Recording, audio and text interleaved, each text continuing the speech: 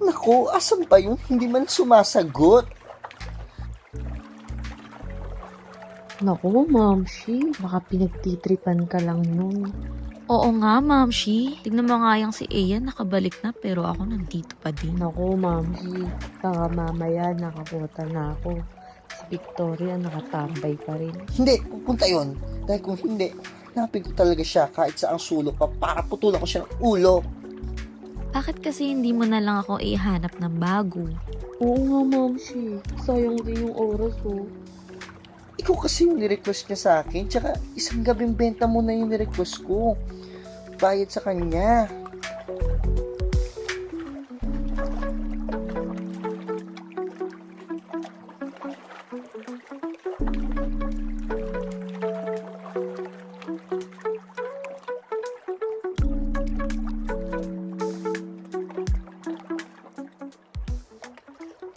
Hello po.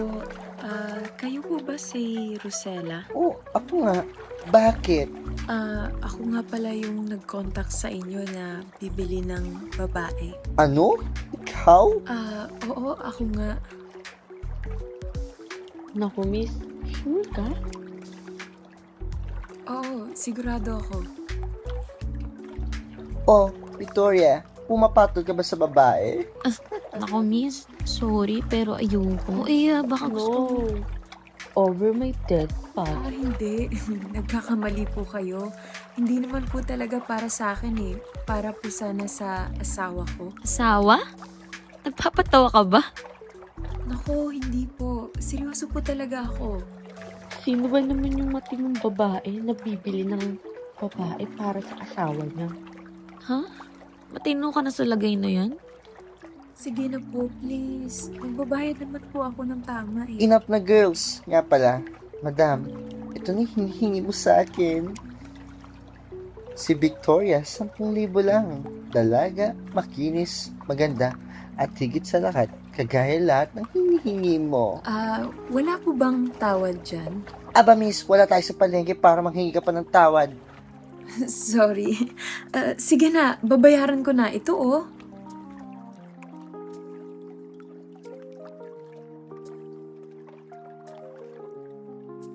At ma'am, sawadee-ka.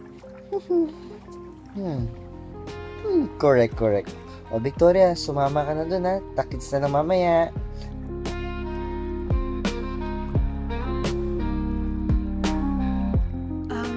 Ano nga ulit yung pangalan mo, miss? Victoria. Victoria, okay lang ba na makikiusap sana ako sa'yo na mamaya kung ano man mangyari, makisabay ka na lang? Teka nga lang, miss. Ba't talagang pakay mo? Basta malalaman mo rin. Huwag kang mag-alala, sinisigurado ko naman sa'yo na hindi ka mapapahamak. Siguraduhin mo lang talaga, no? Dami ko pang gustong gawin sa life. At ang dami ko pang customers naghihintay sa akin. Promise. Yung pangalan pala ng asawa ko, Ian. At wag na wag mong sasabihin yung plano natin, ha? Okay, fine. Whatever. Nga pala, yun yung bahay namin, no? Kumatok ka lang dyan. Tapos kapag binuksan na ng mister ko, sabihin mo lang nanligaw ka. Basta ikaw na bahala gumawa ng paraan na makapasok sa loob. Magaling ka naman siguro manloko, no? Ouch naman. Grabe ka naman sa akin. Sorry. Basta, gawin mo lahat ng paraan para maakit yung asawa ko. At maganda ka naman. Sexy. For sure, walang lalaking aayaw sa'yo. Oh, sige na. Masyado mo na akong binabola eh. Sige na, punta ka na dun.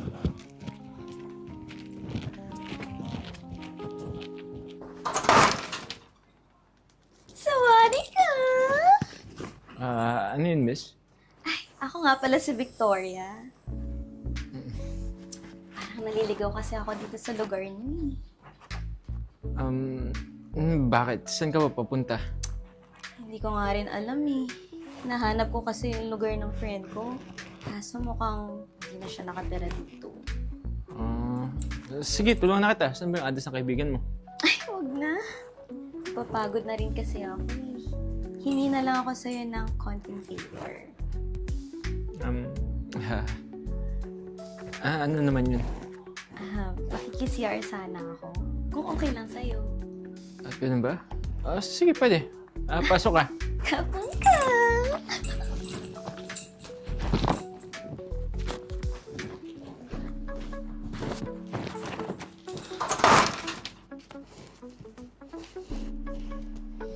Wow! Parang sarap tumambay dito sa bahay mo.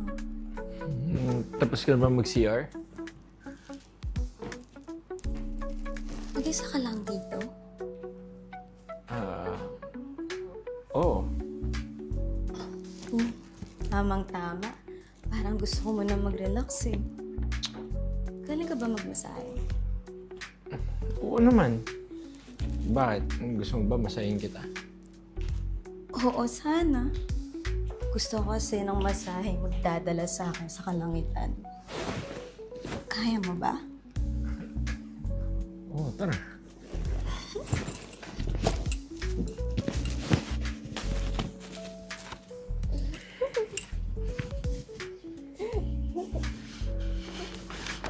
Walang hiya kayo? Talagang dito pa mismo sa pamamahay ko? Ang kapal ng mukha mo! Teka na, magpapaliwanag ako. Magpapaliwanag, ha? Kitang-kita na ng dalawang mata ko. Magpapaliwanag ka pa? Hindi naman sa ganun yun eh. Makikisir lang siya tapos... Tapos ano? Bakit, ha? Iniduro ka ba para ikaw yung upuan niya? Alam mo, Ian, matitiis ko pa lahat ng pananakit pambabastos mo sa akin. Pero itong harap-harapan mong ipamukha sa akin na wala akong kwentang asawa at madali akong palitan, hindi ko napapalampasin to. Maghiwalay na tayo. Ayoko na!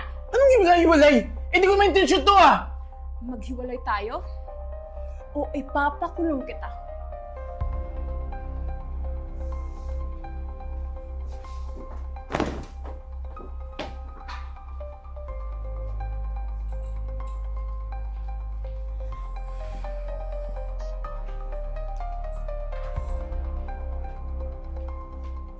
Hello, babe.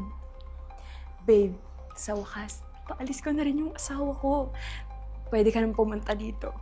Pwede na tayo magsama.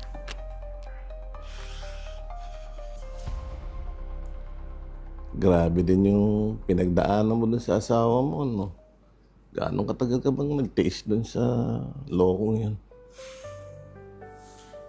Ay, nako. Siguro, ganun talaga lahat kapag nagmahal. Pero alam mo, masaya na ako ngayon. Kasi malayo na ako sa kanya. Ibang klase ka talaga. Paano mong pinalis yung asawa mo? Di ba sabi mo sa lista yan? Oo. Kaya nga, bumili ako ng babae. Para nang sa ganun, wala na siyang kawala. Iba din talaga yung mga ideya mo. Ibang klase ka talaga mag-isip.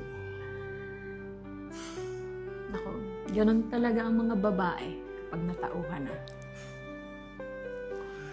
Ay nako, paano nga pala kung dumating yung pagkakataong maisip niyang pinagplanuhan mo lang siya? Paano pag nalaman niya yung sa atin dalawa? Ay nako, huwag mo lang alalahanin yun. Tsaka, hiwalay na kami. At hindi na ako babalik sa kupal na yun. Sinabi mo yan, ha? Sinabi mo naman. yan. O paano? Pwede na tayo magsimula ng bagong pamilya. Pwede na tayong magkaanak. Pwede mo nang gawin lahat ng gusto mo. Talaga, sige.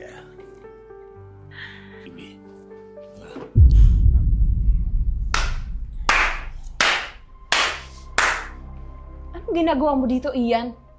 Ba't andito ka? So planado mo pala lahat ng to para lang iba yung mata ng lalaki mo. Eh ano ngayon? Wala naman na tayo, di ba? Galing mo rin gumawa ng kwento, no? Ikaw nang matanda ka. Iyan ano bang problema mo? Ikaw pa victim? Pa-victim ka rin. Alam mo, mapa-physical or emotional, lagi mo akong sinasaktan. Huwag mo iniba yung usapan dito, Ann. Hindi ko iniiba. Totoo naman ah. Kaya ano? Kaya ka sumama sa matandang lalaking yan? Kaya naghanap ako ng paraan nang makawala sa'yo. Alam mo, huwag ka nga magmalinis dyan. Dahil mas masahol pa sa hayop ang karanasan ko mula sa demonyong kagaya mo. Kung ayaw mong makulong ng tuluyan, pwede ba? Huwag na huwag mo kaming lalapitan. Teka lang, pare. Paalalahanan lang kita. pabayaan mo na kami ni Ann. Ayoko na makitim pagmumukha mo dito kung ayaw mo magkagulo tayo. Tandaan mo to ah.